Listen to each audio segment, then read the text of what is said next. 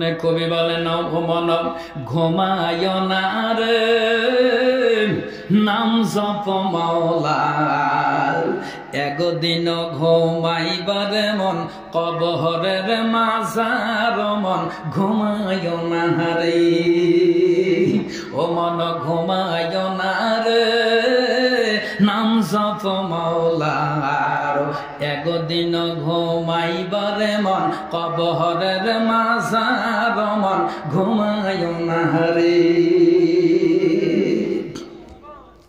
ও মন রে বাড়ি গাড়ি সব সারিয়া 3.5 হাত মাটি লইয়া রে আরে যেই গড়াতে নাই রে বাতি যেই গড়াতে নাই রে বাতি নাই রে বিছানা ও মন ঘুমায় না রে ও মন ঘুমায় না রে নাম জপ মাওলার একদিন ঘুমাইবারে মন কবরের মাজার মন ঘুমায় না রে আল্লাহু আকবার ঘুম দুনিয়ার জায়গা নয় ঘুমাইতে হবে বাবা কবরে গিয়া জোরে জোরে কন্যা সুবহানাল্লাহ ও মুসলমান ওই কবরে যদি শান্তি পেতে চাও দুনিয়ার মধ্যে আল্লাহর বন্ধু হতে হবে রে বন্ধু আল্লাহর বন্ধু যদি হতে পারো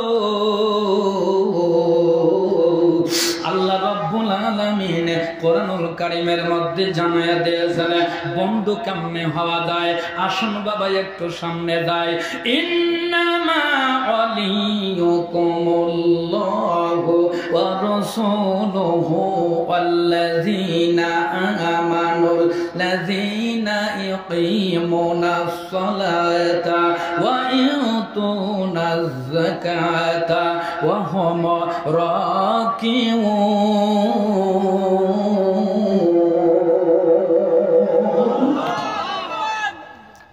ওই মানুষগুলা আল্লাহর বন্ধু ওই মানুষগুলা রাসূলের বন্ধু ইমানদারদের বন্ধু যারা দুনিয়ার মধ্যে নামাজ কায়েম করে জোরে কি বলা যাবে না সুবহানাল্লাহ ও বন্ধুরে সিজদার কত দাম নামাজ ঘর বানাইছেন জীবনটা ধন্য করেছেন যারা নামাজের ঘর বানাইলেন নামাজ পড়ার জন্য চেষ্টা চালাইতেছেন ও বন্ধুরে সিজদার কত দাম ছোট্ট করে একটা কথা বলে দিয়ে যায় কান খাড়া করে দিয়ে শুনবেন মা বোনেরা যারা পর্দার আড়ালে বসে আছেন রে মা কানটা খাড়া করে দিয়ে শুনবেন মনোযোগ সহকারে শুনবেন আমলের নিয়তে শুনবেন সিজদার কত দাম সিজদা দিলে আমার আল্লাহর কত নিকটবর্তী হওয়া যায় ও মুসলমান আফগানিস্তানের সঙ্গে যখন রাশিয়ার সৈনিকদের যুদ্ধ সংগঠিত হয়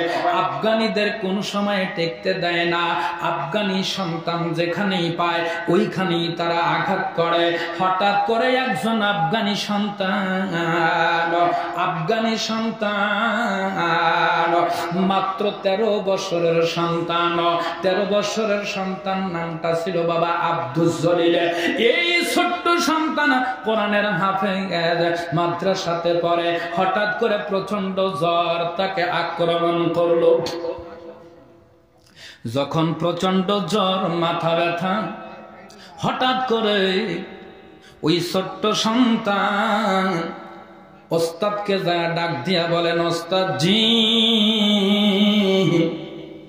আমাকে ছুটি দেন আমারে ছুটি দেন আমি বাড়ি যাব প্রচন্ড জ্বর মাথা ব্যথা বলে বেটা ছুটি দিতে পারি তবে বাবা দিনের বেলায় বাড়িতে যাইবা না যখন মাগরিবের নামাজ হয়ে যাবে রাত্রিতে বাড়িতে যাইবা তার কারণ চতুর্দিকে আমাদের শত্রু দিয়ে ঘেরা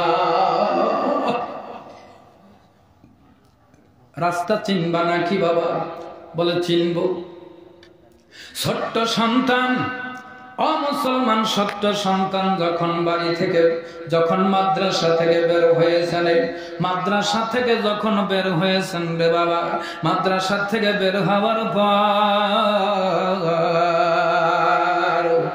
যখন সে রওনা দিল রওনা দেওয়ার পর প্রচন্ড জ্বরের কারণে, মাথা ব্যথার কারণে আস্তে করে চলতে চলতে পথ, সোজা পথ ছেড়ে দিয়া, বাড়ির রাস্তা ছেড়ে দিয়া অন্য রাস্তায় রওনা দিল।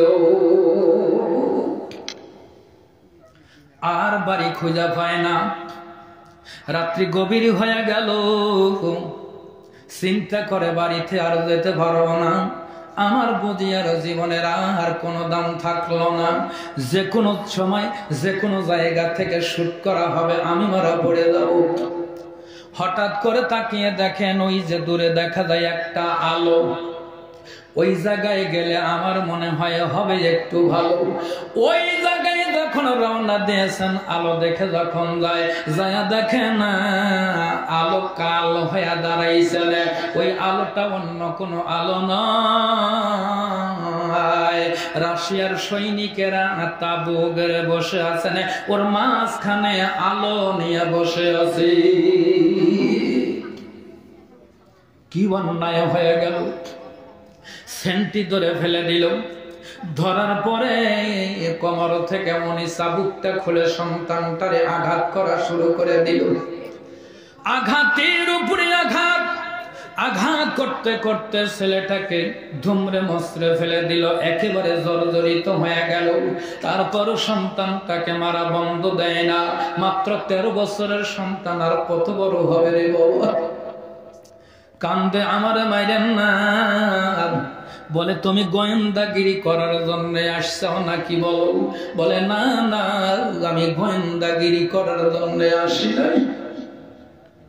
মাদ্রাসায় পড়ি, বাড়িতে যাব, প্রচন্ড জ্বরের কারণে বাড়ি রওনা দিছি। পথ ভুলে এই দিকে আসছি। বলে না, বিশ্বাস করি না, মুসলমানদেরকে বিশ্বাস করি না। জোরে কি বলা যাবে না? নাউযুবিল্লাহ। ইনচার্জের কাছে যখন জমা দিল, স্যার এই যে নানা আমি ধরে নিয়ে এসেছি, মুসলমানের সন্তান গোয়েন্দাগিরি করার জন্য আসছিলেন, এমন সময় জেনারেল এত জোরে আঘাত করলো, বুটের আঘাত দিল। এরপরে রিমান্ডে নিয়ে যায়, তারে আঘাত করে বলো বলো বলো কোন উদ্দেশ্যে তুমি এসেছো? বলে স্যার অন্য কোন উদ্দেশ্যে আমি আসি নাই, আমি আসি নাই। আমি মাদ্রাসায় পড়ি, আমি কোরআনের হাফেজ। মাদ্রাসা থেকে বাড়িতে যাবার সময় পথ ভুলে এখানে এসেছি। বলে কোথায় পড়ো? বলে মাদ্রাসায়। কিসের হাফেজ? বলে কোরআনের। বলে কোরআন আবার কি জিনিস? কোরআন কি জিনিস? আমি তো সেটা জানি না। ও মুসলমান, তুমি বলো বলো বলো কোরআন কি জিনিস? ছোট্ট ছেলে কোরআনের হাফেজ, কোরআনের আয়াত তেলাওয়াত করলেন। কোরআন কি জিনিস আপনি জানেন না? বলে না না না। বলে কোরআন হইল ওই জিনিস, ইন্নাহু লাকুরআনুন কারীম ফি কিতাবিম মাকনুন।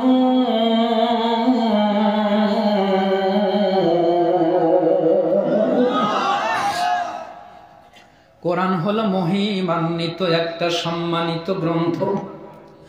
লৌহে মাহফিজে এটা লিপিবদ্ধ। বলে কোরআন দ্বারা কি হয়? কোরআনের মধ্যে কি আছে? ছেলেটা ডাক দিয়া বলেন, স্যার কোরআনের মধ্যে সব জিনিস দ্বারা ভরা। কোরআনের মধ্যে আপনি কি চান? কোনো কিছু নাই যেটা কোরআনের মধ্যে নাই। কোরআনের মধ্যে যুদ্ধ নীতি, বন্দী নীতি, পারিবারিক নীতি, সমাজ নীতি, রাজনীতি, অর্থনীতি, সব নীতি দ্বারা কোরআন ভরা। আল্লাহ সেই কথা জানায়া দিয়েছেন, ওয়ানাজ্জালনা আলাইকাল কিতাবা তিবয়ানাল লিকুল্লি শাইইন ওয়া হুদাও ওয়া রাহমা ওয়া বুশরা লিল মুসলিমিন।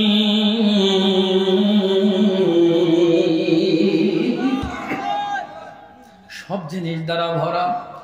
বলে কোরআন দ্বারা কি হয়? বলে সবকিছু করা সম্ভব। বলে যদি তাই হয় তাহলে তোমাকে একটা চ্যালেঞ্জ গ্রহণ করতে হবে। কি সেই চ্যালেঞ্জ? বলে এখান থেকে 100 গজ দূরে 100 থেকে 150 গজ দূরে আমাদের যুদ্ধের ট্যাঙ্ক, যুদ্ধের জাহাজ, সাজোয়া গাড়ি আছে। এখান থেকে কোরআন দিয়ে যদি সাজোয়া গাড়িগুলা আগুন ধরায়া পোড়ায়া দিতে পারো, তাহলে বুঝতে পারবো কোরআন সত্য কিতাব। ছেলেটা চিন্তা করেন, হায় রে হায়, কোরআন দ্বারা সবকিছু সম্ভব, কিন্তু আমাকে দ্বারা তো সম্ভব না। আল্লাহ, আমি এখন কি করব? করার তো কিছুই নাই। বলে, তুমি যদি এখান থেকে কোরআন দিয়ে সাজোয়া গাড়িকে আগুন ধরাইয়া দিতে পারো, বুঝতে পারবো কোরআন সত্য কিতাব, না হইলে তোমারে মেরে ফেলে দেব। আর কোরআনটা যে সত্য কিতাব নয়, এটা দুনিয়ার মধ্যে আমরা ভাইরাল করে দেব। জোরে কি বলা যাবে না? নাউযুবিল্লাহ। ছেলেটা অনেক সময় পর ডাক দিয়ে বলেন, স্যার, আমারে একটু পানি দেন। বলে, পানি দিয়ে কি করবা? পিপাসা লেগে গেছে, কলিজার শুকায় গেছেন ভয়ের কারণে, এই জন্যে পানি চাও। বলে, না না না, লা খাউফুন আলাইহিম ওয়ালা হুম ইয়াহজানুন। মুমিনদের ভয় নাই, মুমিনদের কোনো চিন্তা নাই, মুমিনের সঙ্গে আছে আল্লাহ। পানি আমি পান করব না, ওযু করব, আমার আল্লাহর একটু সেজদা লাগাবো।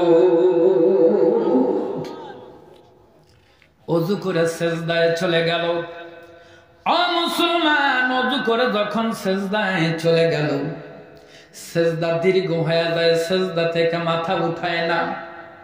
তার কারণ ছেলেটা জানে, আমি যখন মাথা উঠাইব, মাথা উঠানোর সঙ্গে সঙ্গে আমার ওই গাড়িতে আগুন ধরাইয়া দিতে হবে।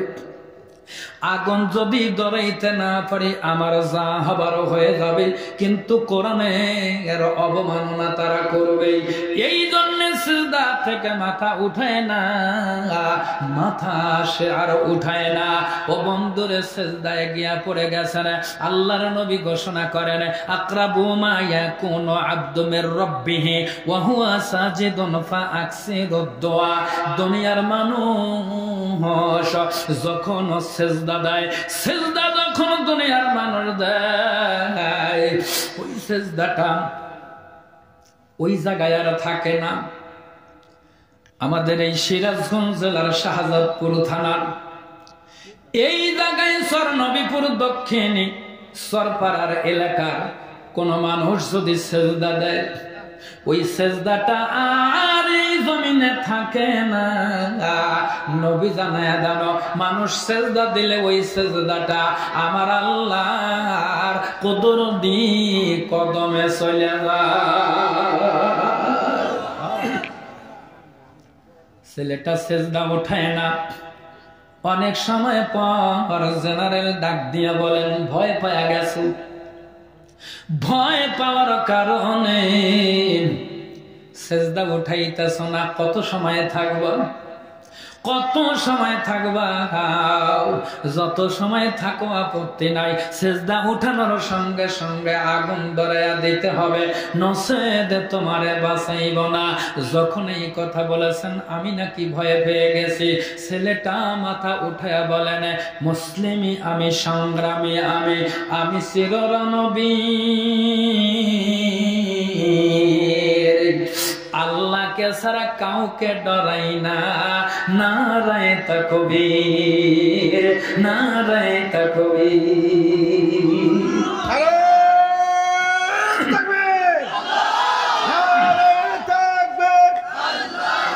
আল কোরআনের আলো, আল হাদিসের আলো, ইসলাম ছাড়া অন্য কিছু।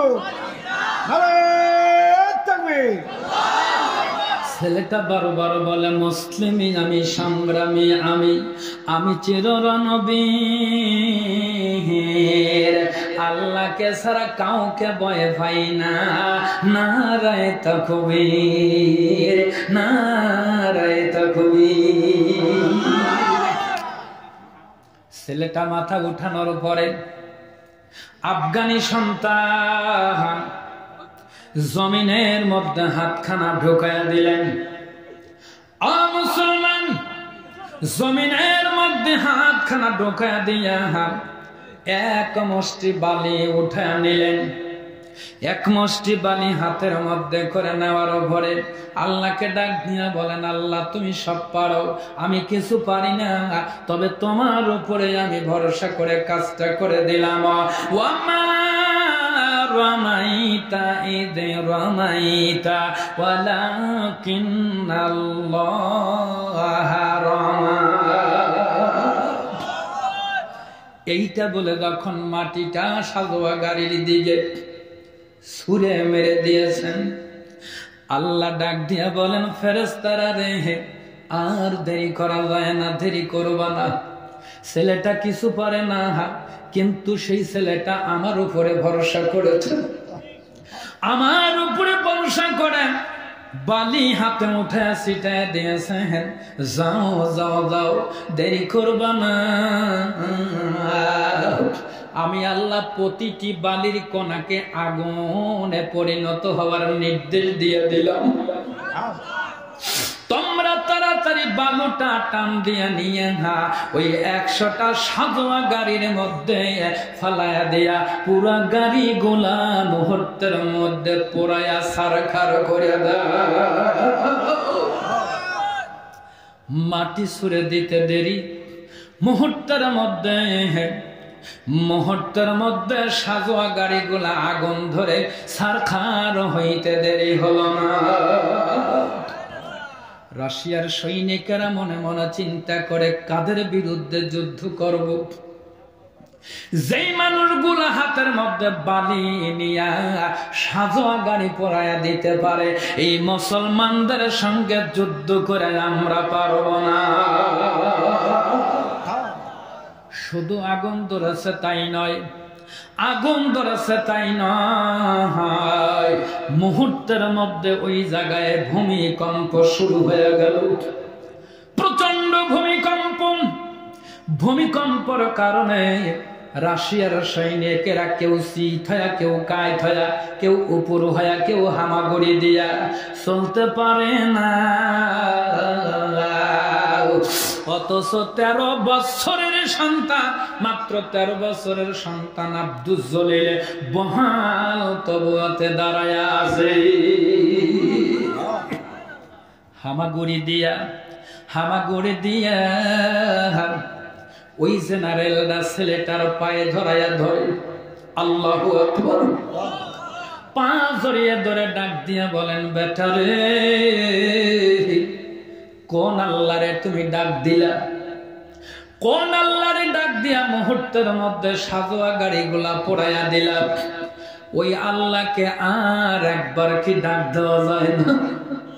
আর একবার ডাক দাও, আর একবারও ডাক দিবা, এই ভূমিকম্পটা যেন আল্লাহ থামায়া দেয়। ভূমিকম্প যদি থামায়া দিল, ভূমিকম্প থামায়া দিলে আমরা কি করব? আমরা এই অস্ত্রটা নিয়ে মুসলমান নিধন করতাম। এই অস্ত্রটা ইউটার্ন দিয়া আর মুসলমানদের দিকে নয়, রাশিয়ার কাফের বেঈমানদের বিরুদ্ধে যুদ্ধ করব। জোর কি বলা যাবে না? আল্লাহু আকবার। তোমার হাতে হাত রেখে কালেমা পড়ে মুসলমান হয়ে যাব। ঠেলার নাম এ কথা কন, ঠেলার নাম। এত সময়ে কি ছিল, এখন অবস্থাটা কেমন? মানুষ যদি মানকে চিপিত না পড়ে রে ভাই, ওই মানুষ জাত হয় না। কথা কন ঠিক না ঠিক? যখন চিপিতে পড়ে তখন মানুষটা কাবু হয়, এর আগে দাফা দাফি বন্ধ হয় না। একটু গরম পানি খাই, তাই না? একটু জিকির করেন, লা ইলাহা লা ইলাহা ইল্লাল্লাহ,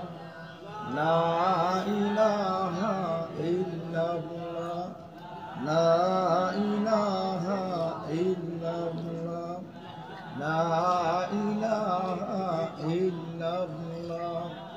লা ইলাহা ইল্লাল্লাহ। থামেন থামেন থামেন, না না থামেন থামেন, বাবা যত ধরে যে করতেছে না লারি বুড়ি ভাইটে দেবে ধরে, এর জন্য কি কর্তৃপক্ষ দায়ী থাকবি নাই? বাবা জেকেরের সাইজ, জেকেরেতে মাওলা রাজি দিল হবে রোশন, জেকেরেতে মাওলা রাজি দিল হবে রোশন। আল্লাহ আল্লাহ জেকের করো মুমিন গণ, হায়রে আল্লাহ আল্লাহ জেকের করো মুমিন গণ। লা ইলাহা ইল্লাল্লাহ, লা ইলাহা ইল্লাল্লাহ, লা ইলাহা ইল্লাল্লাহ, লা ইলাহা ইল্লাল্লাহ, লা